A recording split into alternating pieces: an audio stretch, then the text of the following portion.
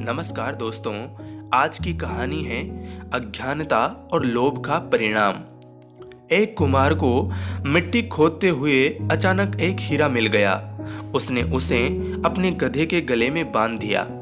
एक दिन एक बनिए की नजर गधे के गले में बंधे उस हीरे पर पड़ गई। उसने कुम्हार से उसका मूल्य पूछा। कुम्हार ने कहा 1.25 सेर गुड़। बनिए ने कुम्हार को 1.25 सेर गुड़ देकर वह हीरा खरीद लिया। बनिए ने भी उस हीरे को एक चमकीला पत्थर समझा था, लेकिन अपनी तराजू की शोभा बढ़ाने के लिए उसकी डंडी से बांध दिया। एक दिन एक जोहरी की नजर बनिए के उस तराजू पर पड़ गई। उसने बनिए से उसका दाम पूछा। बनिए ने कहा 5 रुपए। जोहरी कंजूस व लालची था। हीरे का मूल्य केवल 5 रुपए सुनकर समझ गया कि बनिया इस कीमती हीरे को एक साधारण पत्थर का टुकड़ा समझ रहा है। वह उससे भाव-ताव करने लगा। 5 नहीं 4 रुपए ले लो।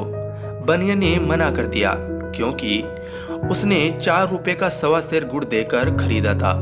जोहरी ने सोचा कि इतनी जल्दी भी क्या है, कल आकर फिर कहूंगा। यदि नहीं मानेगा तो 5 रुपए देकर खरीद लूंगा। संयोग से 2 घंटे बाद एक दूसरा जोहरी कुछ जरूरी सामान खरीदने उसी बनिए की दुकान पर आया। तराजू पर बंधे हीरे को देखकर वह चौंक गया। उसने सामान खरीदने के बजाय उस चमकीले पत्थर का दाम पूछ लिया।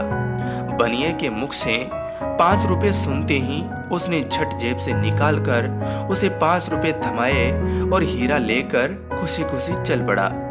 दूसरे दिन वह पहले वाला जोहरी बनिए के पास आया। 5 रुपए थमाते हुए बोला, लाओ भाई, दो वह पत्थर। बनिया बोला, वह तो कल ही एक दूसरा आदमी 5 रुपए में ले गया। यह सुनकर जोहरी ठगा सा महसूस करने लगा। अपना गम कम करने के लिए बनिए से बोला, अरे मूर्ख, वह साधारण पत्थर नहीं 1 लाख रुपए कीमत का हीरा था।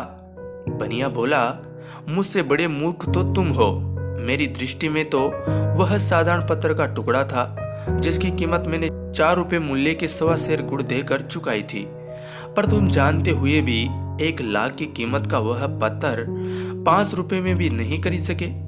दोस्तों, हमारे साथ भी अक्सर ऐसा होता है।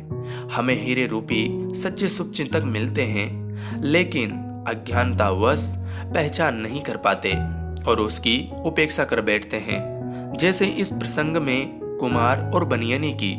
और कभी पहचान भी लेते हैं तो अपने अहंकार के चलते तुरंत स्वीकार नहीं कर पाते और परिणाम पहले जोहरी की तरह हो जाता है और पश्चाताप के अतिरिक्त कुछ हासिल नहीं हो पाता।